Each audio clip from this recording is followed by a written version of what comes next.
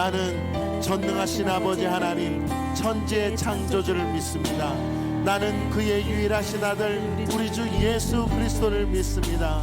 그는 성령으로 잉태되어 동정녀 마리아에게서 나시고 본디오 빌라도에게 고난을 받아 십자가에 못 박혀 죽으시고 장사된 지 사흘 만에 죽은 자 가운데서 다시 살아나셨으며 하늘에 오르시어 전능하신 아버지 하나님 우편에 앉아 계시다가 거기로부터 살아있는 자와 죽은 자를 심판하러 오십니다.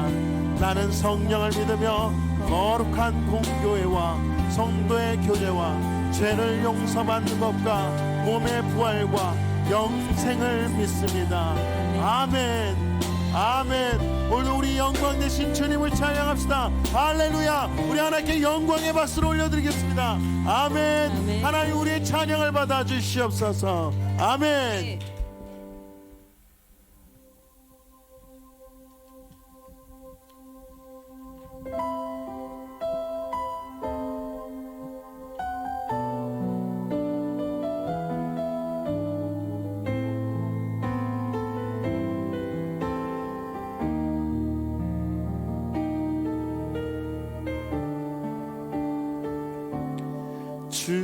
주보혈 날 정결케 하고 주보혈 날 자유케 하니 주 앞에 나 예배하는 이 시간 나의 모든 것을 주께 드리네. 주의 손 날 위해 찢기셨고 주의 발 날 위해 박히셨으니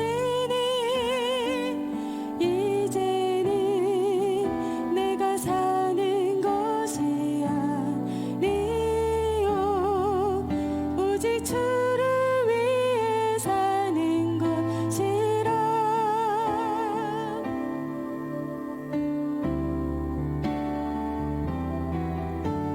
주의 손에 나의 손을 보게 도 또 주의 발에 나의 발을 보게요.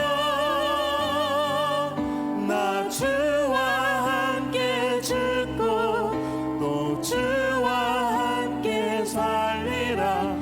영원토록 주 위에 살리라.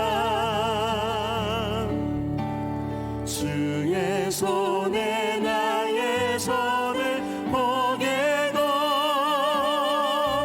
또 주의 발에 나의 발을 보게요.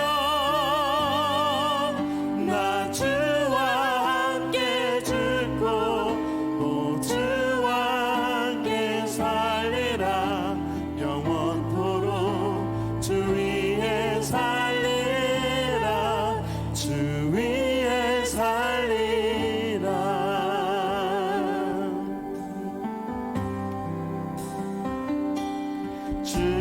주보혈 날 정결케 하고 주보혈 날 자유케 하니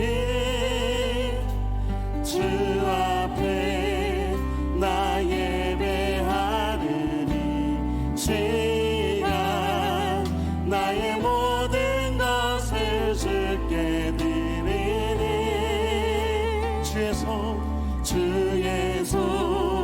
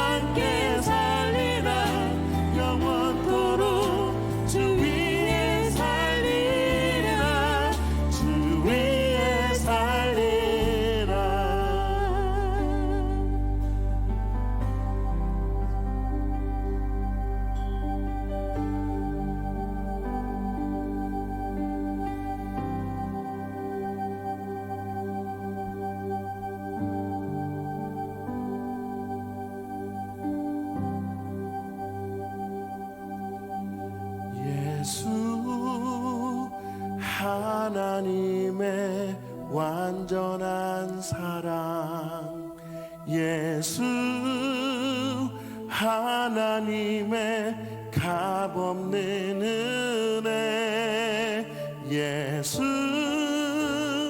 하나님의 놀라운 지혜 아름다운 그 이름 예수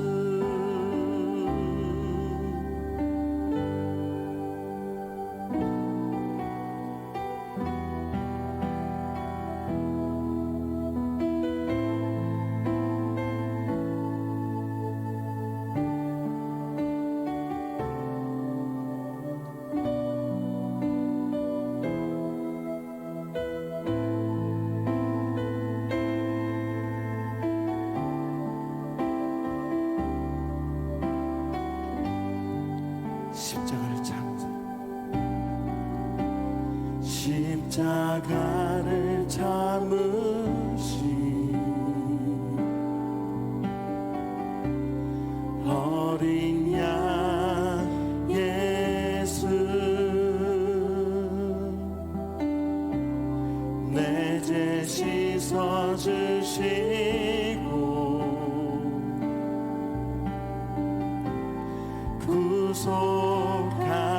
구속하셨네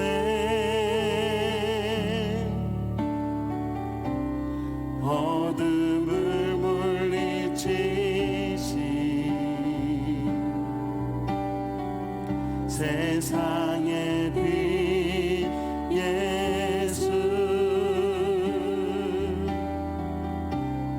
영광의 빛 비추사 자유케 하시네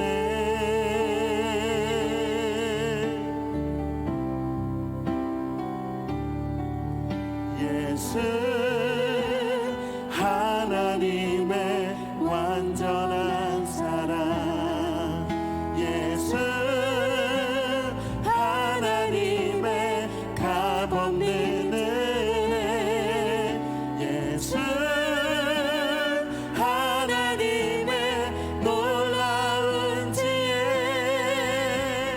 아름다운 그 이름 예수 우리 다시 한번 찬양합시다. 십자가를 참으신 십자가를 참으신 어린 양 예수 내 죄 씻어주시고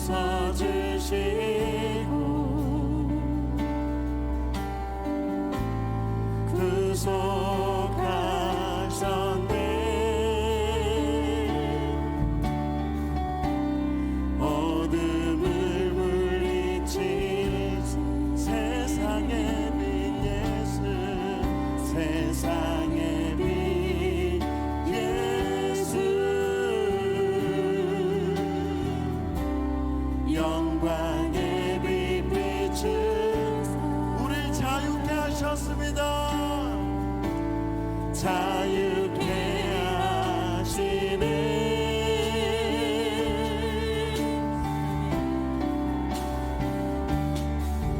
예수 하나님의 완전한 사랑 예수 하나님의 값없는 은혜 예수 하나님의 놀라운 지혜 아름다운 그 이름 예수 예수 예수 하나님의 완전한 사랑 예수 하나님의 값없는 은혜 예수 하나님의 놀라운 지혜 아름다운 그 우리 다시 한번 두 손 들며 찬양합시다. 예수 예수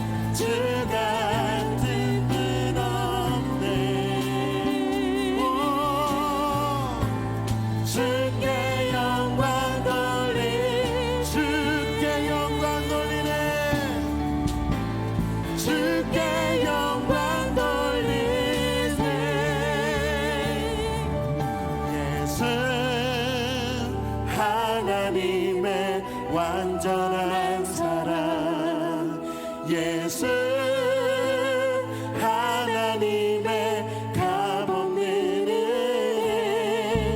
예수 하나님의 놀라운 지혜 아름다운 우리 목소리 높여서 예수 예수 하나님의 완전한 사랑 오 예수 예수 하나님의 값없는 은혜 예수 하나님의 놀라운 지혜 아름다운 그 우리 다시 한번 예수 예수 하나님의 완전한 사랑 예수 하나님의 값없는 은 예수 하나님의 놀라운 지혜 아름다운 그 이름 예수 아름다운 그 이름 예수 놀라운 사랑 찬양하리라 우리를 위해 생명 주셨네 놀라운 사랑 찬양하리라 십자가의 그 능력 십자가의 그 능력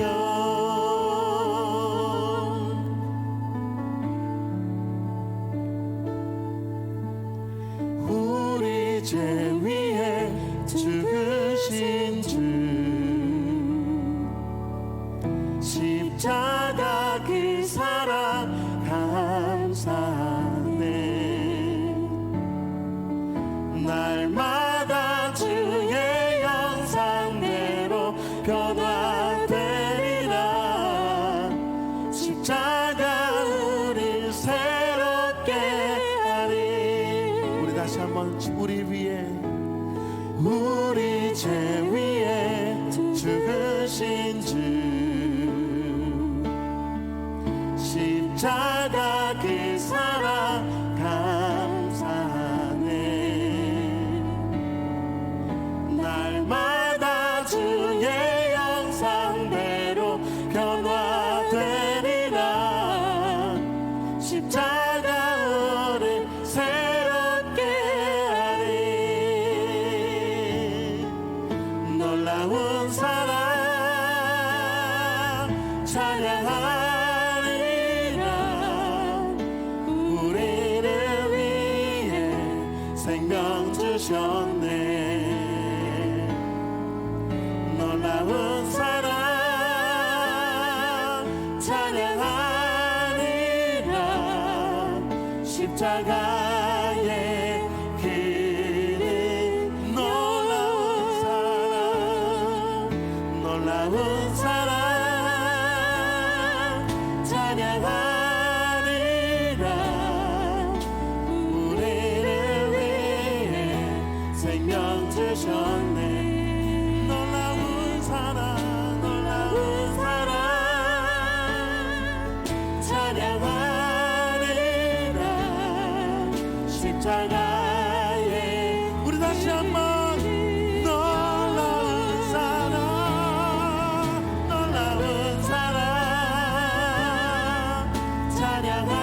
찬양하리라 우리를 위해 생명 주셨네 놀라운 사랑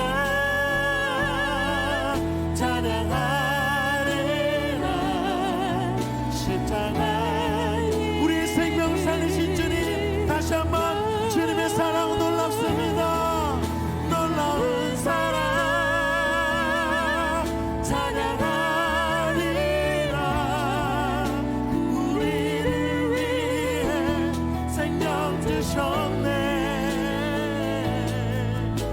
놀라운 사랑 찬양하리라. 십자가의 그 능력, 십자가의 그 능력, 십자가의 그 능력.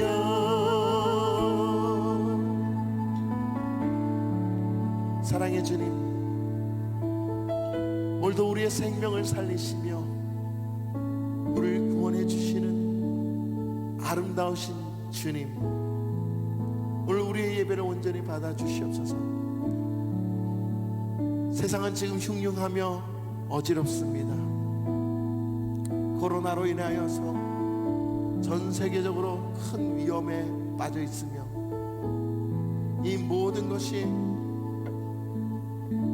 우리가 하나님 앞에 온전히 서지 못하고 악한 사단에게 모든 것을 빼앗겨 임한 그 모든 저주의 역사임을 다시 한번 우리가 인식합니다. 그러므로 하나님, 우리가 더욱더 주님을 향하여 온전히 설 수 있도록 도와주시옵소서.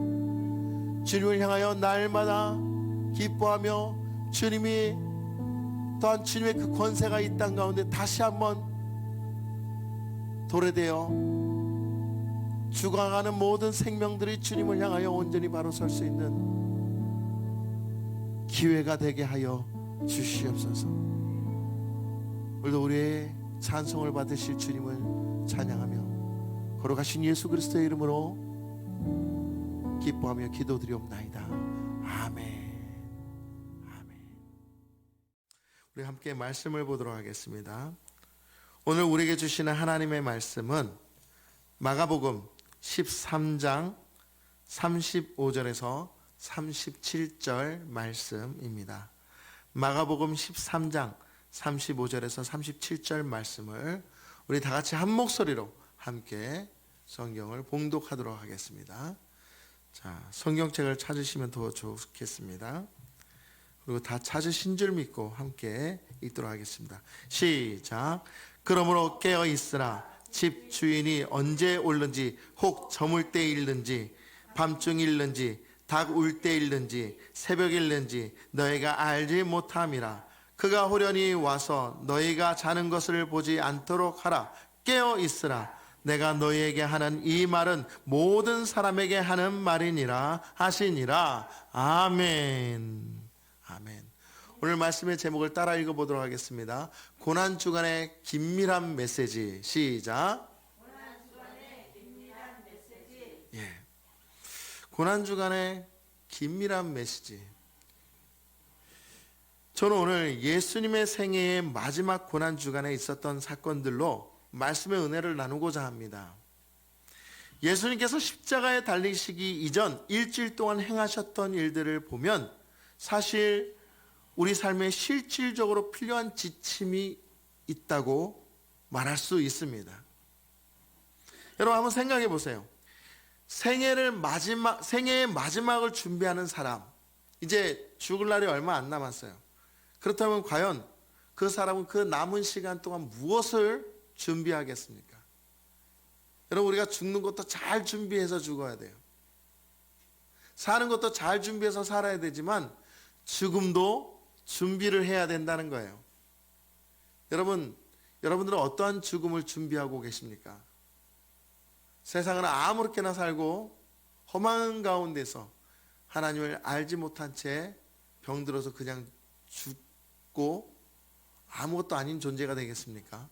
아니면 주님 안에서 정말 영원한 천국을 바라보며 예수님의 거룩한 제자로서 하나님의 백성으로서 준비하며 하나님 나라에 들어가도록 하겠습니까? 예수님 또한 이 고난주간 동안 당신의 죽음을 준비하셨고 당신의 그 죽음뿐만 아니라 모든 사람들, 특히 제자들과 예수님을 따르고 하나님을 믿는 백성들에게 정말 귀한 메시지를 남겨주시기 위한 날들을 보내셨다라는 거예요. 마치 그 모든 날들이 유언과도 같은 것이며 유산과도 같은 것입니다. 의미 있는 것들을 남겨주려고 하셨다는 것이죠. 저는 오늘 예수님께서도 제자들과 많은 사람들에게 분명히 명심해야 하고 깨우쳐야 할 것들을 강조하신다고 생각합니다. 그 일정 동안 주님이 하셨던 그 행적을 보면서 주님이 우리에게 주신 메시지를 알아보고자 합니다. 자, 그러면 첫 번째, 주일 첫째 날 주님은 예루살렘에 입성하셨다는 것이죠. 우리가 마가복음 11장 7절에서 10절 말씀을 보면은, 제가 읽도록 하겠습니다. 나귀 새끼를 예수께로 끌고 와서 자기의 겉옷을 그 위에 얹어 놓음에 예수께서 타시니 많은 사람들은 자기들의 겉옷을, 또 다른 이들은 들에서 벤 나무 가지를 길에 펴며 앞에서 가고 뒤에서 따르는 자들이 소리 지르되 호산나 찬송하리로다. 주의 이름으로 오시는 이여 찬송하리로다. 오는 우리 조상 다윗의 나라여 가장 높은 곳에서 호산나 하더라 그랬습니다. 자, 예수님께서는 자신을 죽이려는 사람들의 그 성으로 공공연히 어린 나귀를 타고 입성하셨습니다. 이 말씀에 의하면 온 백성들이 나귀를 타고 입성하시는 예수님을 보려고 길가에 나와 종려나무를 흔들었어요. 그리고 뭐라고 외쳤냐면 호산나 다윗의 자손이여 찬송하리로다. 주의 이름으로 오시는 이여 라고 환호했습니다. 그들이 어떤 입장에서 그렇게 외쳤는가 한번 생각해야 돼요. 와, 이제 우리가 저분이 오시면은, 저분이 왕이 되셔서 로마로부터 우리가 드디어 이제 해방을 맞게 될 것이다. 진짜 우리의 왕이 오셨다 라고 생각하면서 예수님을 환영하기 시작했어요. 그런데 사람들이 예수님이 들어오는 걸 보고 왠지 의아해하는 거예요. 이상하다. 왜 예수님이 말과, 멋있는 말과 또 나팔을 불어대며 많은 행렬들 속에서 정말 퍼레이드를 벌이면서 들어오시는 것이 아니고 오히려 보잘것없는 어린 나귀를 타고 들어오시는가? 아니, 저분이 왕이 맞아? 왕의 행세가 왜 이렇게 초라하지? 왜 왕이 저렇게 초라하게 들어오실까? 라고 생각하기 시작했다라는 거예요. 사람들이 그렇게 물으면서 너무나 궁금해한데 옆에 있는 예수님을 따르던 사람들이 이렇게 말했습니다. 갈릴리 나사렛에서 나온 선지자 예수입니다. 그런데 왜 나귀를 타고 나타난 겁니까? 왕인데 말이죠. 그러자 그가 당신은 스가랴 선지자를 통해서 하나님이 말씀하신 예언을 모르시오? 저분은 하나님이 이스라엘에 오래전부터 약속하신 우리가 기다렸던 다윗의 뒤를 이은 왕이라는 말입니다. 그래서 나귀를 타고 오신 겁니다. 그러니까 그 메시지를 듣는 사람은 뭔지 모르지만 자기가 기대했던 왕이 아니라 오히려 그게 맞다고 하니까 그런가 보다.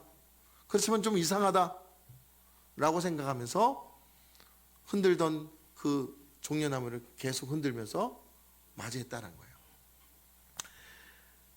여러분, 사람들 마음속에는 불편함이 있었어요. 왜 왕이 저렇게 초라하게 들어오는가? 사실은 우리는 지금도 너무나 화려한 방법, 화려한 그런 어떤 웅장한 것들을 너무나 기뻐하고 있어요. 에버랜드라든가 아니면 또 우리 놀이동산에 가면 퍼레이드를 보신 적 있죠? 막 웅장한 음악이 흐르면서 그 앞에 지휘봉을 흔들고 요란한 그런 어떤 그 음악 소리 속에서 불이 번쩍번쩍합니다. 휘황찬란한 게 장식된 그런 차가 지나가고 사람들이 막 춤을 춥니다. 거기에 왠지 큰 아치 속에 아름다운 드레스를 입은 여왕이 손을 막 흔들면서 우리를 기쁘게 맞습니다. 놀이동산에서 많이 보셨죠? 사람들 의식 속에는 왕은 그래야 된다. 왜냐하면 저분은 세상으로부터의 권위, 정말 많은 사람들로부터 우러러 봄을 얻어야 된다라고 생각을 하는 거예요. 근데 예수님은 그렇게 오시지 않았어요. 낮은 자의 모습으로, 겸손한 모습으로 정말 보잘것없는 어린 나귀를 타고 돌아오셨다는 것이죠. 어쩌면 인간들이 바라는 그 웅장하고 화려한 모습, 그 밑바닥에 무엇이 있는가? 인간의 위선과 탐욕, 가증스러움, 이기주의로 가득한 마음이기 때문에 왕은 그래야 된다라고 스스로 생각을 한 거예요. 교회는 이래야 되고, 교회는 좀 커야 되고, 좀 목사님은 멋있어야 되고, 사모님은 좀 우아해야 되고, 아니면은 또 회사는 또 거대해야 되고, 뭔가 튼튼해야 되고, 사람들 의식 속에는 늘 그렇죠. 그거는 잘못된 생각들이 아닙니다. 그런데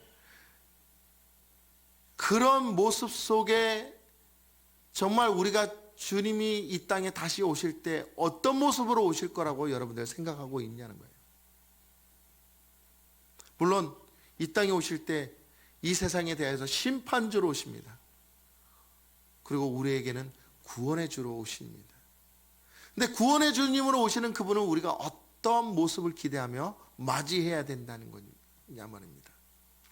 사랑하는 성도 여러분, 우리 스스로 우리 안에 있는 그 기준, 그런 가치가 혹시 이스라엘 백성들이 모세가 있지 않을 때 그들이 하나님을 스스로 만든 그 금송아지 마냥 생각하고 있는 것이 아닙니까?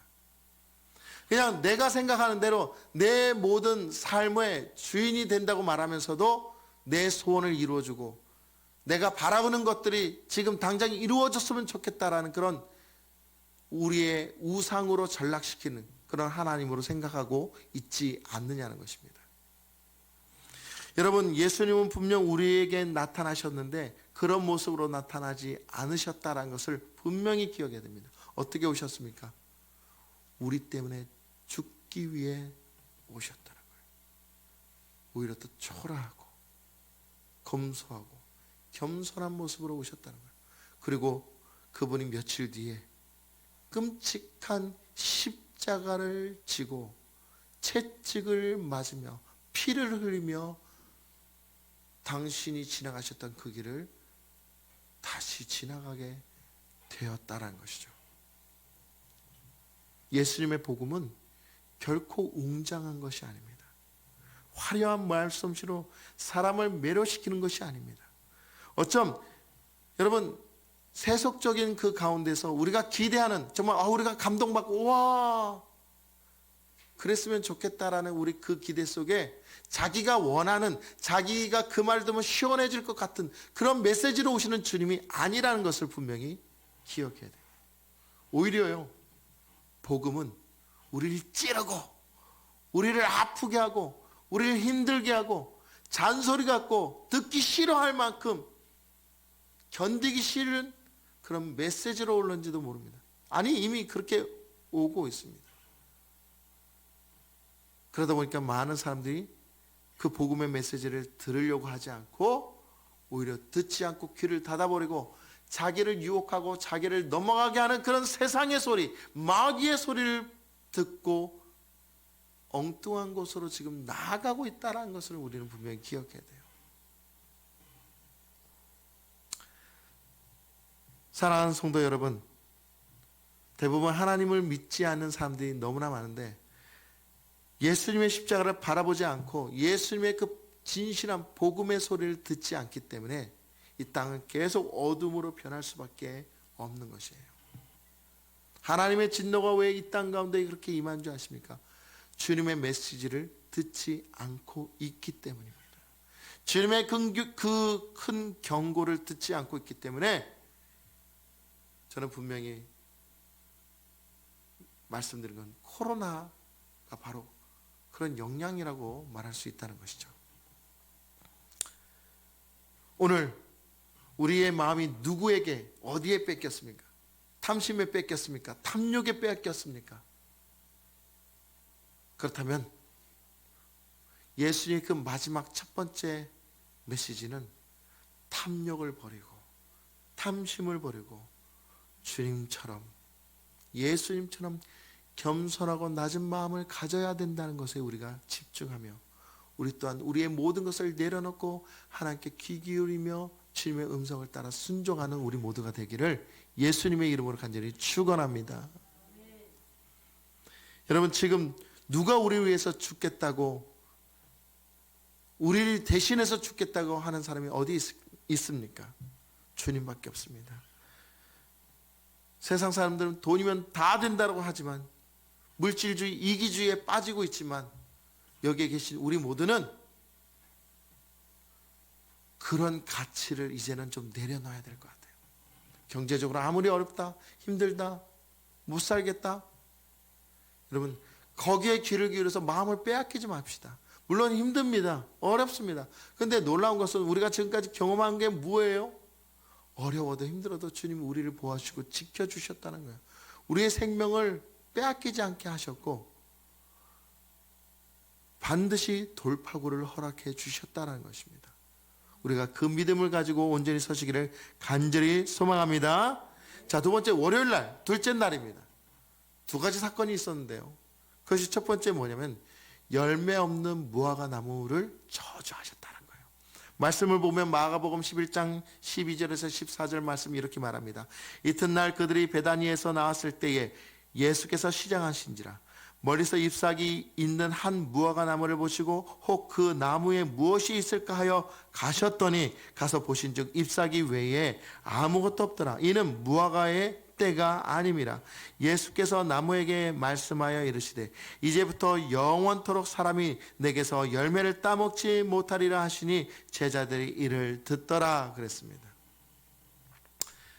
여러분, 예수님께서 이른 아침에 성에 들어오셔서 시장하셔서 길가에 있는 무화과 나무에게 가서 무화과 나무 열매를 취하려고 하셨어요. 근데 그 열매가 맺지 않고 잎만 무성해요. 그러니까 예수님이 그 무화과 나무를 저주하신 거예요. 그리고 그 나무가 말라 버렸습니다. 왜 예수님이 잎만 무성한 나무를 저주하셨습니까? 왜 예수님이 하필이면 왜 잎만 무성하고 열매가 없다 해서 화가 나셨을까요? 예수님이 좀 약간 그 아침에 배고프셔서 실성하셨을까요? 아닙니다. 분명한 메시지가 있었다는 거예요. 예수님이 그렇게 한 데에는 당신의 감정대로 행하신 것이 아니라 잎만 무성한 그 무화과 나무가 바로 누군가, 어느 누구인가를 분명히 말씀하고 계셨던 것입니다. 여러분, 지난주 말씀 생각나십니까?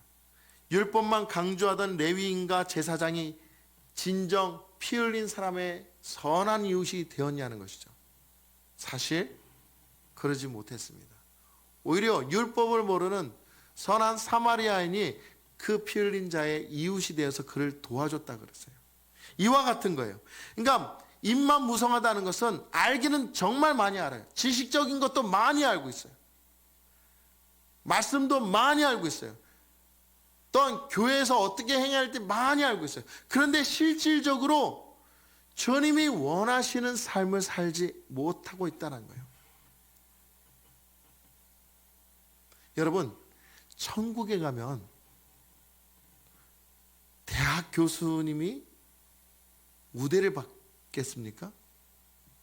대통령이라고 우대를 받겠습니까? 돈이 좀 많이 있다고 해서 그분이 천국에 가면 우대를 받겠습니까? 많이 배운 사람, 많이 가지고 있는 사람, 높은 위치에 있는 사람이 천국에서 우대를 받는 그런 곳이 아니에요. 천국은 누가 큰 자입니까? 바로 하나님을 찬양하는 백성이 큰 자임을 믿으시기 바랍니다. 영원토록 하나님을 높이는 자가 더 하나님께서 기뻐하시고 그를 통해서 역사하신다는 것을 분명히 깨달아야 돼요. 다시 말해서 우리가 이 땅에 살 때 많은 기준들이 있습니다. 높은 위치, 많은 것을 가지고 또한 많은 지식을 갖고 있다고 하여서 그가 지금 많은 사람들로부터는 존경을 받지만 사실은 그건 세상의 기준이죠. 우리에게는 정말 하나님 앞에 선 자들, 하나님의 말씀을 향하여 순종하는 자들, 열심히 믿음으로 바로 서서 하나님의 나라가 온전히 이루어지게 하는 자들, 바로 그들이 주님께서 기뻐하는 자라는 것을 분명히 깨달아야 돼요. 그러니 예수님 당시에 입만 무성하다는 것은 그냥 세상적인 기준만 자기에게 덕지덕지 붙인 것과 똑같아요. 내가 어느 대학 나왔고, 내가 뭐 어떻게 해서 돈을 벌었고, 내가 어떤 위치에 있고, 이건 그냥 입밖에 되지 않은 거예요. 열매가 맺혀지는 게 아니라는 것이에요. 진짜 열매는 뭐냐면 하나님과 함께 동행하며 얻는 성령의 열매예요. 하나님이 서로 사랑하라 하셨으니 서로 사랑하고 그들을 도우며 주님의 말씀을 선포케 하고 죽어가는 생명들을 그들을 건져서 예수 믿게 하고 전도하고 복음을 증거하는, 그것이 진정한 열매라고 말할 수 있는 것이죠. 하나님 뜻대로 사는 것, 영원토록 하나님을 찬양하는 것, 이것이 진정한 열매가 아니고서 무엇이겠습니까? 믿음이 없는 신앙은 껍데기와 같아서 결국 심판받을 수밖에 없어요. 예수님이 그 나무를 뭐라고 말했습니까? 메말라 죽게 하셨어요. 다시 얘기하면 입만 무성하고 자기의 가진 것이 너무나 많은 사람들은 결국에 하나님 나라에서는 메마른 그런 껍데기일 수밖에 없다는 것을 분명히 강조한 것이에요. 여러분, 제가 지난주에 그랬죠. 설교 들으면 무엇을 해야 된다고 그랬죠? 적용해야 돼요. 따라합시다. 적용을 해야 된다 그랬어요. 우리가 말씀을 들으면 적용하는 삶을 살아야 돼요. 근데 그 적용하지 못하고 여전히 한쪽 귀로 듣고 한쪽 귀로 흘려보내면 아무리 유명한 목사님의 설교를 듣는다 할지라도 그 설교가 내 마음에만 있으면 안 돼요. 실제적으로 튀어나와야 돼요. 역사가 돼야 돼요. 그래야 열매를 맺게 되는 것이죠. 그래서 주님이 우리에게 간곡히 부탁하고 있습니다. 로마서 12장 1절 2절 말씀 이렇게 말씀하고 있습니다. 그러므로 형제들아, 내가 하나님의 모든 자비하심으로 너희를 권하노니 너희 몸을 하나님이 기뻐하시는 거룩한 산제물로 드리라. 이는 너희가 드릴 영적 예배니라. 너희는 이 세대를 본받지 말고 오직 마음을 새롭게 함으로 변화를 받아 하나님의 선하시고 기뻐하시고 온전한 뜻이 무엇인지 분별하도록 하라. 할렐루야. 여러분, 우리가 그렇게 살아야 돼요. 종교적인 삶에서 벗어나 실질적인 말씀을 적용하고 주님의 음성을 들으며 주님께 순종하는 우리 모두가 되기를 예수님의 이름으로 간절히 축원합니다. 그리고 둘째 날 두 번째 사건이 뭐냐면 성전을 청결케 하셨다는 거예요. 마가복음 11장 15절 17절 말씀을 읽어보면 이렇게 말하고 있습니다. 그들이 예루살렘에 들어가니라. 예수께서 성전에 들어가서 성전 안에서 매매하는 자들을 내쫓으시며 돈 바꾸는 자들의 상과 비둘기 파는 자들의 의자를 둘러부시며 아무나 물건을 가지고 성전 안으로 지나다님을 허락하지 아니하시고 이에 가르쳐 이르시되 기록된 바 내 집은 만민이 기도하는 집이라 칭함을 받으리라고 하지 아니하였느냐. 너희는 강도의 소굴을 만들었도다 하시매. 그렇습니다. 여러분, 무화과 나무를 마르게 하신 후 예수님은 예루살렘 성전으로 들어가셨어요. 그리고 성전 앞에 장사하는 상들을 모두 엎으셨어요. 왜요? 그들이 그곳에서 행하는 모든 것들이 성전을 어지럽히고 강도의 소굴로 만들었기 때문인 거예요. 여러분, 왜 그와 같은 일을 했는지 제가 말씀드렸죠. 다시 설명하자면 성전에서 예배드리기 위해서 정말 정성껏 키웠던 양, 그 제물을 데리고 옵니다. 그리고 거기에 있는 제사장들이 검지를 하면서 일부러 탈락을 시킵니다. 아, 이거 흠이 있어 안 돼. 그리고 그것을 강제로 빼앗습니다. 그리고 그 요 앞에 성전뜰에 가면은 요즘 우리말로 말하는 KS 마크가 찍힌 이 우리가 검증한 그런 제물이 있는데 그 예물을 사서 그걸로 드려. 이거는 압수야. 그리고 그걸 빼돌려갖고 그 장사치에게 다시 팝니다. 그리고 또 거기서 장사하는 사람들이 매점매석을 하는 거예요. 착취를 하는 거예요.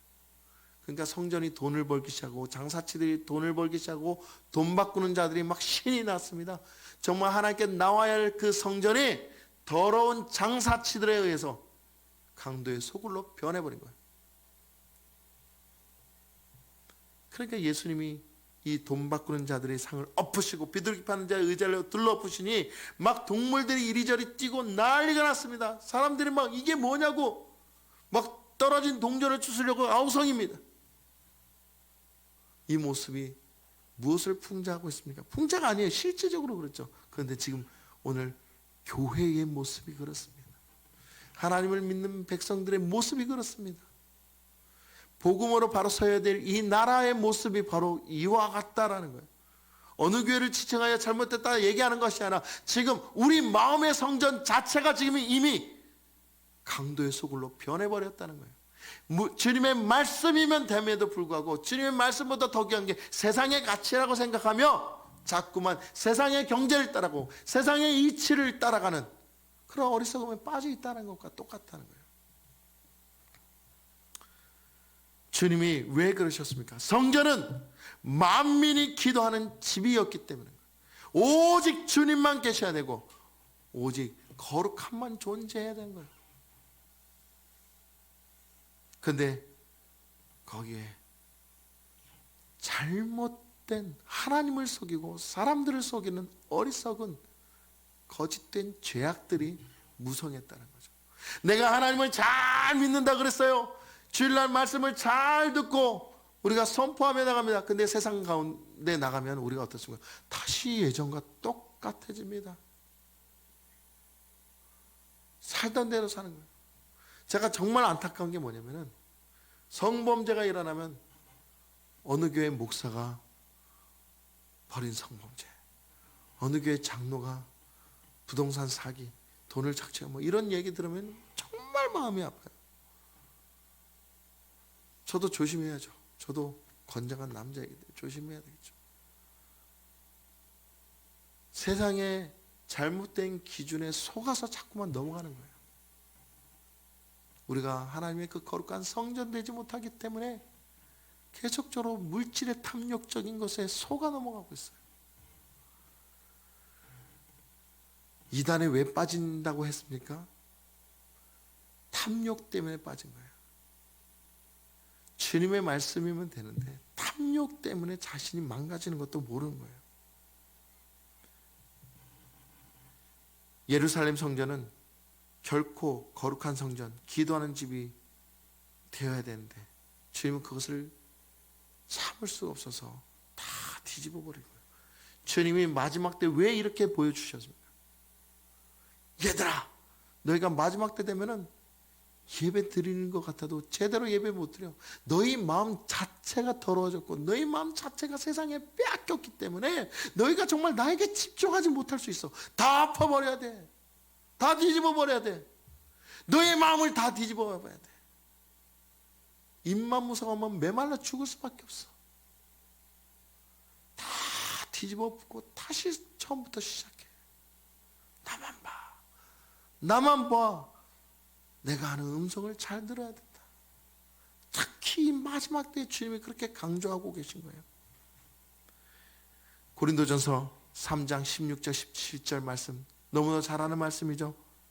너희는 너희가 하나님의 성전인 것과 하나님의 성령이 너희 안에 계시는 것을 알지 못하느냐. 누구든지 하나님의 성전을 더럽히면 하나님이 그 사람을 멸하시리라. 하나님의 성전은 거룩하니 너희도 그러하리라. 아멘. 우리 마음에 잡스러운 것들이 있으면 안 돼요. 세상의 기준이 가득 차면 안 돼요. 내가 지금까지 쌓았던 그 경험들이 우리의 기준이 돼서는 안 돼요. 내가 배웠던 것들 물론 필요합니다. 세상의 삶을 살아갈 때 필요합니다. 엊그저께 우리 아이들하고 대화 속에 이러세요. 희지가 저에게 아빠 FE가 뭔지 알아? FE? 배웠다는 거예요. 그럼 전 당당해요. 철 화학기호에 대해서 얘기했어요. 그랬더니 희윤이가 그거 꼭 외워야 돼? 안 외우면 안 돼. 야 그거 인생에 살면서 꼭 필요해. 물이 뭔지 알아? H2O야. 그거 꼭 필요해? 꼭 외워야 돼. 아직은 희윤이가 이해를 못합니다. 왜 외워야 되는지. 이게 실상 뭐가 필요하겠습니까? 그러나 세상의 지식은 우리에게 꼭 필요할 때가 있죠. 그러나 세상의 지식보다 더 중요한 하나님의 말씀을 더 우리가 마음에 담으며 외워야 되며 묵상하며 그 말씀대로 살아야 되는 거예요. 그래야 우리가 죄에 들어가지 않고 죄를 범하지 않고 우리 마음의 성전에 어리석은 죄가 들어오지 못하는 거예요. 근데 우리가 그것을 관과해버리고 죄가 들어오는데도 가만히 있어요. 코로나 때문에 집에 있는데도 기도하기보다는 가만히 있어요. 봄바람에 마음이 싱숭생숭. 저도 그랬어요. 왜 이렇게 마음이 싱숭생숭하지? 어디 놀러 가고 싶고 막 꽃도 보고 싶고 막 푸릇푸릇한 그런 이 새싹이 나는데 어떤 분들은 빨리 쑥 들어가야 되는데 벚꽃 구경하러 가야 되는데 권사님 집 주변에 벚꽃 많이 폈겠어요. 가고 싶으나 중요한 것은 그런 것들이 우리 평생을 보지만 더 중요한 것들이 있음을 우리는 분명히 알아야 돼요. 우선순위가 우리에게 더 중요하게 여겨져야 돼요. 그것이 바로 하나님의 말씀입니다. 하나님께 예배하는 거예요. 하나님이 아까 천국에 누가 더 귀한 자라고 그랬습니까? 하나님을 찬양하는 자들이 더 귀하다고 그러지 않았습니까? 이럴 때일수록 우리가 더 하나님을 깊이 만나고 묵상하며 주님과 동행하도록 노력하시기를 예수님의 이름으로 간절히 축원합니다. 세 번째, 화요일 셋째 날 어떤 일들이 일어나나? 과부의 두렙돈을 보시고 칭찬하셨어요. 마가복음 12장 41절 44절 말씀을 보니까 예수께서 헌금함을 대하여 앉으사 무리가 어떻게 헌금함에 돈 넣는가를 보실새 여러 부자는 많이 넣는데 한 가난한 과부는 와서 두렙돈 곧 한 고드란트를 넣는지라. 예수께서 제자들을 불러다가 이르시되 내가 진실로 너에게 이르노니 이 가난한 과부는 헌금함에 넣는 모든 사람보다 많이 넣었도다. 그들은 다 그 풍족한 중에서 넣었거니와 이 과부는 그 가난한 중에서 자기의 모든 소유 곧 생활비 전부를 넣었느니라 하시니라. 아멘. 여러분, 예수님께서 다시 성전으로 오셔서 여러 부자들이 헌금하는 모습을 보셨어요. 그리고 그 중에 한 가난한 과부가 와서 헌금을 넣었는데 두렙돈을 넣었다는 거예요. 이 두렙돈, 이 렙돈이 오늘 대충 얼마 정도 되냐? 1,000원. 1,000원 정도. 우리 주일학교 헌금 한 1,000원씩 이렇게 하죠. 어떤 녀석은 주일학교 헌금 엄마한테 받아갖고 왔는데 맛있는 거 사 먹는 것도 있어요. 저도 그랬어요. 근데 중요한 것은 사람들이 1,000원을 2,000원을 넣는 이 과부를 보면서 에휴 저거밖에 못하냐 어떡해. 엊그저께 이 외국인들이 모여서 77억의 사랑이라는 그런 어떤 프로그램을 보면서 지금 코로나를 어떻게 맞이하고 또 누가 얼마나 기부하고 이런 그 이야기를 했는데 어떤 한 연예인이 자기의 SNS에다가 100만 원을 기부했다는 것을 알렸다는 거예요. 근데 100만 원 기부했다고 사람들이 야 세상에 너 정도 되면 그거밖에 안 하네 더 해야지 막 비난하고 막 비난의 댓글을 엄청 달았다는 거예요. 그러니까 그분이 다시 글을 내렸는지 모르겠어요. 근데 한번 생각해 보세요. 그에게 그 100만 원은 어쩌면 큰 거일는지도 몰라요. 우리 같은 사람에게 100만 원이 작은 돈입니까? 물론 어떻게 모으면 할 수 있겠죠. 근데 쉽게 내놓을 수 있는 돈이 100만 원이 아닌 거예요. 이 과부도 마찬가지예요. 근데 예수님이 뭐라고 그랬냐면은 많은 사람들 중에 부자는 남아도는 돈 가운데 냈고 이 과부는 자기가 가지고 있는 그 전 재산, 생활비, 먹고 살아야 될 그 모든 것들을 다 주님께 헌금했다라는 것을 지금 말하고 있는 거예요. 왜 예수님이 이것을 제자들에게 알려주고 싶은 건가? 중요한 것은 얼마를 했다는 것이 중요한 게 아니에요, 여러분. 얼마를 했다는 게 중요한 게 아니라 바로 이거예요. 사람들 남아도는 가운데 여유가 있으면서 믿는 구석이 있는 거예요. 뭐 그중에 뭐 내가 100만 원, 예를 들어 아까 100만 원인데 100만 원인데 뭐 만 원짜리 한 장 내는 거 뭐 표가 얼마나 나겠습니까? 나머지 99만 원이 있는데 뭐 만 원짜리 한 장 뭐 거뜬하게 줄 수 있어요. 믿는 구석이 99만 원이 있다는 거야. 나 아직도 많아.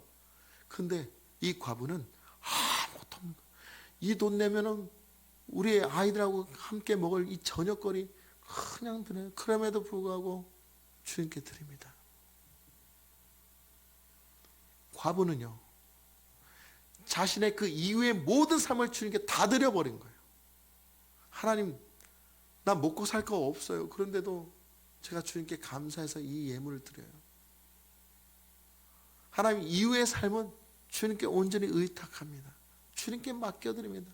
주님이 이제 책임져 주세요. 저는 정말 주님이 아니고서는 아무런 어떠한 삶도 살 수가 없어요. 주님이 말씀하고자 하는 것이 바로 이 마음이었다는 거예요. 너희가 믿는 구석, 세상의 물질적인 가치의 그 구석을 소중하다고 생각하느냐? 그것 때문에 너희가 올무에 걸릴 것이고 그것 때문에 망할 수 있어. 그러나 이 과부는 그것조차도 하나님께 드림으로 하나님을 기대했고 하나님의 능력에 기대했고 하나님의 그 은총을 기뻐했다는 것을 우리는 분명히 알 수 있어요. 우리가 이 땅에 살면서 돈이 있어야 되죠. 그러나 돈보다 더 중요한 건 하나님의 은총임을 믿으시기 바랍니다. 하나님의 은혜임을 믿으시기 바랍니다. 하나님의 손이 더 필요한 거예요. 그런 마음으로 예물을 드리라는 거예요. 뭐 교회에서 11조 왜 땡가 먹느냐고 뭐 왜 헌금하냐 이런 정도. 교회가 돈 벌기 위해서 하는 게 아니에요. 여러분의 실질적인 헌신. 하나님, 저의 모든 삶을 주님께 의탁합니다. 나의 모든 것을 진정으로 의탁합니다. 감사의 예물도 그래요. 주님, 지금까지 감사한 이거 정말 주님의 은혜였기 때문에 감사드리는 거예요. 주님께 의탁하면 맡기는 것과 똑같은 거예요. 그래서 그 마음이 있기 때문에 물질이 따라온 거예요. 사랑하는 성도 여러분, 주님은 절대로 외관상의 액수를 보신 게 아니라 그 마음을 받으시는 거예요. 지금도 그 마음을 보시는 거예요. 여기에 나오신 여러분들, 또한 지금 예배드리는 여러분들, 집에서 드리는 그 모든 분들, 그 마음을 보고 계시는 거예요. 주님께 집중하느냐, 주님께 맡기느냐, 주님께 의탁하느냐, 주님의 손에 기대를 하느냐, 그 마음을 보시는 거예요. 주님이 이 마지막 주간에 우리에게 알려주고 싶은 이 긴밀한 메시지가 너희가 너희 자신을 의지하지 말고 나를 의지하고 나를 따르라. 내가 너희의 왕이니라. 내가 너희의 모든 주관자니라. 할렐루야. 우리는 그런 믿음 가운데 주님의 메시지에 따라갈 수 있는 주님의 제자들이 되어야 돼요. 그리고 수요일 날, 넷째 날, 한 여인의 헌신의 사건이 일어납니다. 마가복음 14장 3절에서 6절 말씀을 읽어보면 예수께서 베다니 나병 환자 시몬의 집에서 식사를 하실 때 한 여자가 매우 값진 향유 곧 순전한 나드 한 옥합을 가지고 와서 그 옥합을 깨뜨려 예수의 머리에 부으니 어떤 사람들이 화를 내어 서로 말하되 어찌하여 이 향유를 허비하는가? 이 향유를 300데나리온 이상에 팔아 가난한 자들에게 줄 수 없겠는도다 하며 그 여자를 책망하는지라. 예수께서 이르시되 가만두라. 너희가 어찌하여 그를 괴롭게 하느냐? 그가 내게 좋은 일을 하였느니라. 아멘. 여기서 아까 말한 것과 똑같아요. 300데나리온이나 되는데 세상의 물질의 가치. 근데 이 여인은요, 자기의 인생 모든 것을 하나님께 드린 거예요. 헌신했다는 거예요. 여러분, 이 여인에게 매우 값비싼 향유, 곧 순전한 나드 이 한 옥합을 그 앞에서 깨뜨렸다는 것은 주님을 너무 사랑했기 때문에 그분을 너무나 존경하기 때문에 깨뜨릴 수밖에 없는 거예요. 그리고 자기의 모든 걸 의탁하는 거예요. 여러분, 이 향유가 얼마나 비싼 고가 향유인지 한번 생각해 보세요. 정말 평생통으로 모아서 살 그런 향유인 거예요. 여자에게 없어서는 안 될 향유인 거예요. 정말 귀중한 향유를 그런 예수님께 깨뜨렸어요. 근데 사람들이 막 난리가 납니다. 야, 너 그렇게 비싼 거 왜 그렇게 여기 허비하는 거야? 야, 어이구 저거 아까워 어떻게? 아이고 저거 나한테나 주지. 뭐 저런 걸 깨뜨려 갖고 쓸데없는 짓을 할까? 여러분, 오늘날 마지막 때에 정말 주님을 위해서 헌신하는 많은 사람들이 있습니다. 근데 세상 사람들 보기에는 그것이 어리석어 보일런지 모르겠어요. 그러나 기준은 사람들이 뭐라 그러든, 사람들이 어떻게 생각하든 그게 중요한 게 아니라는 거예요. 우리의 마음은 오직 주님을 향해 있고, 주님이 기뻐하시는 일에 먼저 앞장서는 우리 모두가 돼야 돼요. 헌신할 줄 알아야 돼요. 이 여인이요, 아까 이야기한 것 같이 두 렙돈을 들은 이 과부와 같은 마음, 자기의 모든 전 재산 최고의 것을 드렸다는 것. 잘 보십시오. 아까 왜 그러냐? 사랑하기 때문에 그랬다는 거죠. 여러분들도 지금 자식 얼마나 사랑스럽습니까? 저는 지금까지 우리 아이들에게 좋은 것만 사주려고 많이 노력했는데, 근데 제 안에 비밀 장부가 있어. 희지에게 얼마 썼고 희훈이에게 얼마 썼고 다 기록하고 있지 않습니다. 왜요? 나중에 그거 받아 먹으려고요? 아니요. 자식에게 대해서 계산하는 부모가 어디 있겠습니까? 우리 자식이 기뻐하면 너무나 좋지 않습니까? 막 선물 받을 때 아빠 너무 좋아 사랑해. 우리 희훈이 또 하면은 와가지고 멀쩡하니까 저한테 와서 얼굴 긴 아빠 고마워요. 굵은 목소리로.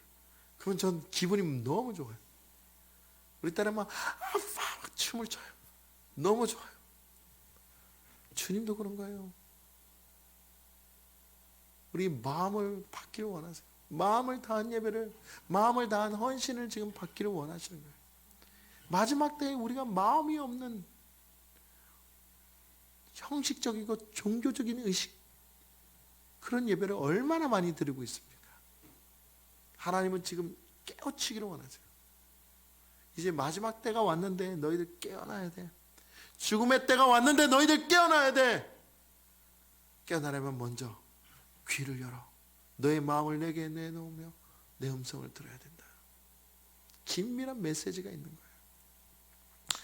여러분, 이 여인은 거룩한 낭비를 했어요. 다 쏟아부어도 자기 것 다 들여도 아깝지 않은, 우리가 지금 마지막 때를 살면서 주님을 위해서 살겠다고 하시고 헌신하는 분들, 오늘 이곳에 나오셔서 또한 지금 예배드리는 여러분들 마음속에서 정말 주님을 위해서 살겠다는 그 강한 의지, 엑스트라바겐, 영혼대 엑스트라바겐, 모든 것을 쏟아부어도 아깝지 않은 그 헌신, 주님께서 우리에게 더 배로 갚아주시고 놀라운 은혜로 우리에게 채워주신 줄 믿으시기 바랍니다. 마리아는 자신이 드릴 수 있는 최고의 것을 드렸다 그랬어요. 지금 우리도 최고의 것을 드릴 때가 되었습니다. 최고의 것을 드릴 때가 되었어요. 여러분의 미래, 여러분이 가지고 계시는 모든 계획, 사업하시는 분들도 여러분이 그 사업의 목적이 하나님께 드림이 되어야 돼요. 자녀들의 그 목적도 하나님께 드림이 되어야 돼요. 교회의 목적도 하나님께 온전히 드림이 되어야 되지 않겠습니까? 하나님께 온전히 드려지게 되면 주님이 쓰시고 사용하시는 거룩한 재물이 되어야 돼요. 재물은요, 순결하고 거룩해져야 돼요. 우리는 그런 모습으로 낙이 타고 오신 예수님을 닮아 겸손하고 낮아짐으로 이 땅을 살아가야 되는 거예요. 여러분, 이번 코로나 이 시간 동안 더 우리는 낮아지도록, 더 십자가 앞에 주님 앞에 무릎 꿇고 기도할 수 있는 그런 경건한 시간들을 보내셨으면 좋겠습니다. 특히 이 고난 주간에 정말 우리 미디어 금식을 하면서 여러분들이 하나님만 생각하고, 또 성경 쓰기 못하신 분들은 성경을 쓰시면서, 감사한 옷들을 쓰시면서 주님께 더 나아가는 우리 모두가 되기를 예수님의 이름으로 간절히 축원합니다. 어떤 이 얘기 마치고 다음 얘기하는데, 어떠한 자매가 열심히 정말 하나님께 그 좋은 목소리로 찬양하는 자매가 있었다고 합니다. 그 자매의 목소리가 얼마나 좋은지 헌금 시간에 이렇게 특송하면은 그렇게 많은 사람이 은혜를 받고 있다고 해요. 근데 그 자매가 평일날 뭘 하냐면은 아르바이트를 하는데 노인 요양 보호소에 가서 어르신들을 잘 섬겨드려요. 어떤 뭐 분들은 대변도 또 이렇게 막 닦아드려야 되고 뭐 옷도 다 이렇게 입혀드려야 되고 이런 하여튼 요양보호사 역할을 하는데 어느 날 자기가 그 모습 속에 너무 한심하더래요. 나는 정말 찬양을 열심히 하며 내가 하나님께 쓰임받아야 되는데 왜 이렇게 생활에 쪼들이고 힘들다 보니까 이런 아르바이트까지 해야 되는가 하고 자신스러워. 하나님, 저는 하나님만 찬양하기 원하는데요, 왜 이러고 살죠라고 물어봤을 때 하나님이 그때 음성을 주시더래요. 딸아, 나는 너의 찬양을 기뻐한단다. 근데 내가 너 기뻐하는 것은 네가 마음을 다해서 그 사람을 나를 섬기듯 할 때 나는 그 섬김의 찬양이 더 깊은 것을 너는 알아야 된다. 지난 우리가 들었던 말씀 있죠. 선한 이웃이 됩시다. 오늘 뭐 특별 헌금을 하자 그랬었는데 여러분 좀 기대가 됩니다. 물론 하나님께 기대합니다. 우리가 이 마지막 때 거룩한 낭비 아끼지 말고 정말 주님을 위해서 온전히 살고 힘들어하는 사람들을 위해서 열심히 돕고 기도하여서 우리 모두가 하나님께 함께 나갈 수 있는 거룩한 공동체가 되기를 간절히 소망합니다. 다섯 번째, 목요일 날, 다섯째 날 최후의 만찬. 자, 마가복음 14장 22절에서 25절 말씀을 보니까 그들이 먹을 때에 예수께서 떡을 가지사 축복하시고 떼어 제자들에게 주시며 이르시되 받으라, 이것은 내 몸이니라 하시고 또 잔을 가지사 감사기도 하시고 그들에게 주시니 다 이를 마시매 이르시되 이것은 많은 사람들을 위하여 흘리는 나의 피 곧 언약의 피니라. 진실로 너에게 이르노니 내가 포도나무에서 난 것을 하나님 나라에서 새 것으로 마시는 날까지 다시 마시지 아니하리라 하시니라. 여러분, 예수님께서 십자가에 달리시기 위해서 잡히시기 전 있었던 대단한 의미심장한 일은 지금 행하고 계신데 그게 뭐냐면 6월절 만찬, 마지막 만찬을 제자들과 함께 하기 위해서 준비하셨다는 거예요. 예수님께서 떡을 가지사 축복하신 후에 제자들에게 주시며 말씀하여 받으라, 먹으라, 이것은 내 몸이라 하셨어요. 이 떡을 뗀다는 건 뭐냐면 떡을 반으로 쪼갠다는 거예요. 그리고 나누는 행위를 얘기하는 거예요. 그것은 뭐냐면 그의 몸이 십자가에 달려서 부수어지고 찢겨질 것에 대한 상징을 말씀하시는 거예요. 내가 너에게 나눠지는 것이 배부를 것이냐, 내 몸이 산산이 찢겨져서 내가 채찍을 맞음으로 내 몸이 찢겨짐으로 말미암아 너희가 구원을 얻을 것이다, 영생을 얻을 것이다. 그리고 예수님께서 잘 들어 감사의 기도하시면서 제자들에게 잔을 나누셨어요. 뭐라 하셨냐면 너희가 다 이것을 마시라, 이것은 죄 사함을 얻게 하려고 많은 사람들을 위하여 흘린 내 피다, 언약의 피다라고 말씀하셨다는 거예요. 여러분, 이 이야기는 앞으로 고난과 죽음을 준비하시고 하나님의 사명을 준비할 사람들을 위해서 흘린 피다라고 말을 하고 있어요. 다시 얘기하면 앞으로 우리가 살아갈 날들 중에 행복한 날들, 우리가 생각하는 그 행복한 날들이 물질이 많이 오고 그냥 떳떳하고 그냥 많은 것들을 먹으면서 이 세상에서 살아가는 것을 아무런 병 없이 사는 것, 이런 것들이 우리에게 축복이라는 것이 아니란 거예요. 너희가 나를 믿음으로 말미암아 고난을 받게 되고 어려움을 당하게 될 텐데 그때 이기는 자, 그때 나를 따르는 자, 그것을 준비하는 자,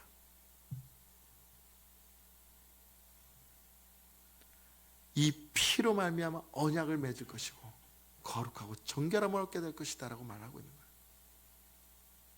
지금 교회가 어려움에 많이 처했죠. 한국 교회가 참 많이 어렵습니다. 이때 정신 차려야 되고 깨어 있어야 돼요. 그리고 주님 오심을 준비해야 되고 우리의 마지막 때를 분명히 준비할 때라는 것을 분명히 깨달아야 돼요.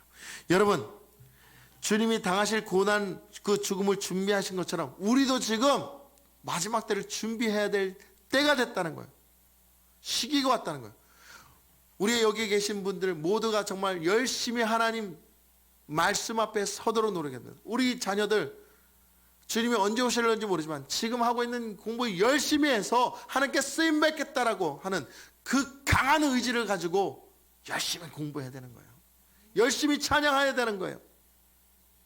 자녀들을 잘 길러야 되는 거예요. 선한 이웃이 되어야 되는 거예요. 열심히 예배해야 되는 거예요. 교회를 잘 섬겨야 돼요.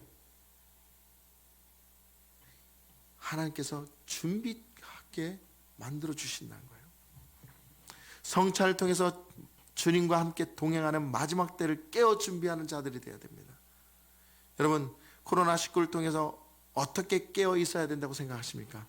고난이 와도 어려움이 와도 우리는 끝까지 십자가를 단단히 붙드시기를 간절히 소망합니다. 믿음이 흔들려서는 안 됩니다. 예수님이 겟세마네 동산에서 기도하신 후에 이제 마지막 메시지는 십자가를 지셨습니다. 그리고 그 십자가를 통해서 우리가 구원을 받게 되죠.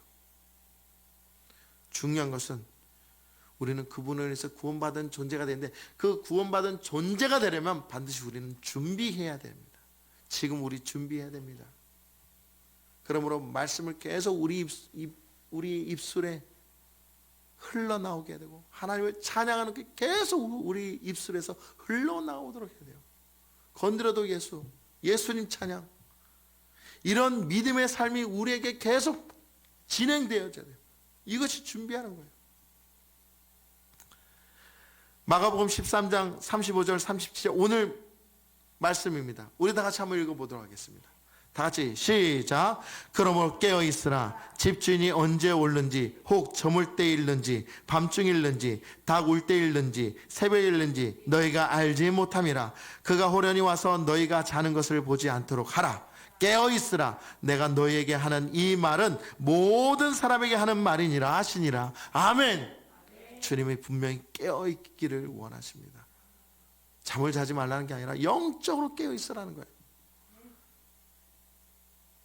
허송세로하며 세월을 낭비하지 말라는 거예요. 세상의 가치에 정신을 빼앗기지 말라는 거예요. 유행하는 것에 여러분의 정신을 빼앗기지 말라는 거예요. 누가 뭐 유명하고 누가 얼마나 잘났고 이게 우리에게 더 중요한 게 아니라 예수님이 우리에게 주인공이 되어야 돼요. 말씀이 우리에게 큰 길이 되어야 되는 거예요. 내가 곧 길이요 진리요 생명이라 하지 않았습니까? 베드로전서 4장 7절에 이렇게 말하고 있습니다. 만물의 마지막이 가까이 왔으니 그러므로 너희는 정신을 차리고 근신하여 기도하라. 할렐루야. 여러분, 오늘 고난주간을 맞아서 주님은 마지막 때에 깨어있기를 간절히 원하고 또한 그러면서 당신이 행하셨던 그 모든 일로 긴밀한 메시지를 우리에게 증거하고 계십니다. 우리는 다시금 주님이 행하셨던 그 모든 일들을 마음에 새기고 정신 차리고 깨어서 믿음 가운데 온전히 행하며 나가야 되는 것입니다. 첫 번째로 주님 앞에 겸손하고 거룩한 마음으로 온전한 믿음 가지고 일어나야 됩니다. 두 번째, 열매 없는 신앙, 종교적인 신앙이 아니라 오직 진정한 믿음, 거룩한 신앙, 십자가의 복음으로 예수님만 바라보며 간절히 서 나가야 됩니다. 열매 맺는 신앙이 됩니다. 세 번째로 마음을 다한 예배, 마음을 다한 예물, 마음을 다한 믿음의 삶을 살아야 됩니다. 네 번째로 최고의 거룩한 낭비, 즉 내가 할 수 있는 모든 헌신, 세상에서 더 귀한 것들, 그것은 모두 내가 아닌 주님만 의지하며 내 모든 삶을 주님께 드림으로 주님만 붙들고 살겠다는 그 위대한 헌신인 거예요. 다섯 번째로 우리가 마지막까지 십자가를 지신 주님을 닮아가며 거룩한 믿음 가운데 살아가야 됩니다. 선한 싸움을 싸워 이겨야 됩니다. 주님 마지막 때에 주시는 메시지를 깨달아서 함께 듣고 함께 구원의 길로 움직이는 우리 모두가 되어야 하는 것입니다. 오늘 우리 기도 제목 주보에 나와 있죠. 함께 우리가 이 기도 제목을 붙들고 기도하는 시간을 갖도록 하겠습니다. 이 시간 기도할 때에 정말 하나님, 주님이 우리에게 주셨던 이 긴밀한 메시지를 기억하면서 하나님, 우리가 세상과 벗하지 않고 오직 주님의 말씀 앞에 거룩하고 참되게 서는 백성들 되게 해달라고 함께 기도하며 나가도록 하겠습니다. 우리 다 같이 주님의 이름을 한번 부르며 기도하며 나갈 때 정말 주님, 내가 주님께 맡기를 원합니다 라는 마음으로 함께 기도하시기 바랍니다. 함께 기도하겠습니다. 주여, 사랑과 은혜가 많으신 하나님 아버지 감사합니다. 하나님, 오늘도 정말 주님 우리를 붙들어 주시옵소서. 주님 앞에 겸손하고 거룩한 마음으로 세상의 것을 내려놓고 온전한 믿음으로 살아가게 하여 주시옵소서. 열매 없는 신앙이 아니라 어리석은 종교인 되지 않게 하시고 십자가의 복음을 가지고 예수님만 바라보며 살아갈 수 있는 믿음의 사람들이 될 수 있도록 주여 도와주시옵소서. 마음을 담은 내배, 마음을 담은 예물 늘 하나님만 의지하며 살며 신뢰하는 믿음의 백성들 되게 하시옵소서. 최고의 거룩한 옛 낭비, 내가 할 수 있는 모든 헌신을 주님께 다 드리며 주님이 기뻐하시는 자들이 될 수 있도록 도와주시며 마지막까지 십자가 주신 주님을 닮아가는 거룩한 삶을 살게 해주시옵소서. 선한 싸움을 싸워 이기는 주님의 백성들 되게 하여 주시고 기도함으로 끝까지 최선을 다하여 깨어있어 준비하는 자들이 되게 하여 주시옵소서. 오 주님, 오늘도 주님께 역사하여 주시옵소서. 주님 인도하여 주시옵소서. 오직 주님만 바라보며 믿음으로 이기며 살아갈 수 있도록 주여 도와주시옵소서. 이번 코로나를 통해서 하나님, 우리가 정말 믿음으로 바로 정신 차리며 하나님께 나가는 거룩한 예배자들이 될 수 있도록 인도하여 주시옵소서. 오 주여, 붙들어 주시길 간절히 소망합니다. 하나님, 우리의 행복한 광성교회 정말 주님 모든 백성들을 주님께서 이끌어 주실 줄 믿사오니 아버지, 이겨나게 하시고 승리하게 하여 주시옵소서. 오늘도 역사하실 주님을 찬양합니다. 오늘도 하나님 이 긴밀한 메시지 속에 우리가 하나님 더욱더 헌신하며 나갈 수 있도록 도와주시옵소서. 오늘도 역사하실 주님을 찬양합니다. 감사하며 예수님의 이름으로 기도드립니다. 우리 함께 찬양하겠습니다. 주님이 홀로 가신 그 길 나도 따라가오. 모든 물과 피를 흘리신 그 길을 나도 가오. 험한 산도 나는 괜찮소. 바다 끝이라도 나는 괜찮소. 죽어가는 저들을 위해 나를 버리게 말아오. 아버지, 나를 보내주오. 나는 달려가겠소.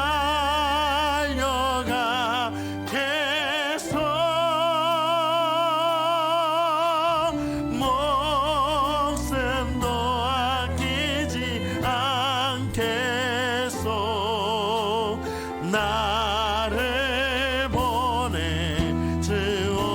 세상이 나를 미워해도, 세상에 나를 미워해도 나는 사랑하겠소. 세상을 구원할 십자가 나도 따라가. 생명을 버리면서까지, 생명을 버리면서까지 나를 사랑한 당신, 이 작은 날 받아주오. 나도 사랑하오. 우리 시간 한 번 더 기도하기 원합니다. 주님, 우리가 주님이 걸으셨던 그 길을 함께 걸어가며 주님, 우리가 더욱더 믿음으로 주님의 그 십자가를 지며 나갈 수 있도록 도와주시옵소서. 십자가의 복음 가운데 온전히 서며 하나님의 그 은혜 가운데서 정말 주님을 바라보며 살아갈 수 있는 거룩한 믿음이 되게 해달라고 다시 한번 주님의 이름을 부르며 기도하겠습니다. 주여,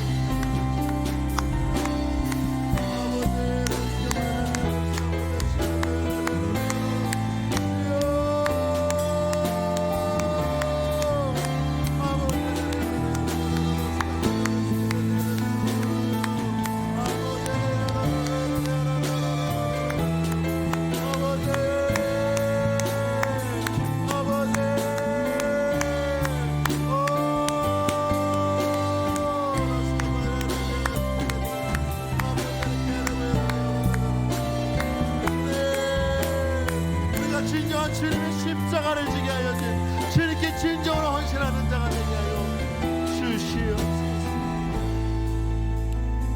사랑의 하나님 아버지, 주님이 우리에게 사명을 허락하여 주시며 주님 가신 그 길을 우리 따라가게 하여 주신 것 감사합니다. 하나님, 지금 코로나로 인해서 힘든 삶을 살고 있지만 그럼에도 불구하고 우리가 깨어 기도하기를 원하며 주님이 우리에게 겸손케 하시며 우리가 더욱더 세상을 보다지 않고 오직 하나님께 집중하여 사는 거룩한 믿음 가운데 바로 서서 마지막을 준비하여 하나님께 쓰임받는 거룩한 인물들이 될 수 있도록 도와주시옵소서. 주님께로 온전히 달려가겠습니다. 목숨도 아끼지 않고 하나님 보내신 그 길로 나아갈 수 있도록 도와주시옵소서. 우리에게 남아있는 이 모든 생명, 이 모든 것까지도 하나님께 온전히 올려드리기를 원합니다. 헌신하기를 원합니다. 쓰임받기를 원합니다. 세상이 아무리 우리를 미워하고 우리를 멸시한다 할지라도 우리는 오직 믿음으로 온전히 바로서 주님의 그 십자가의 길을 따라가 나가는 거룩한 백성들 되게 하여 주시옵소서. 이 믿음을 끝까지 지키며 나갈 수 있도록 도와주시옵소서. 오늘도 역사하실 주님을 찬양합니다. 영광 받아 주시옵소서. 감사드리며 예수님의 이름으로 기도드리옵나이다. 아멘.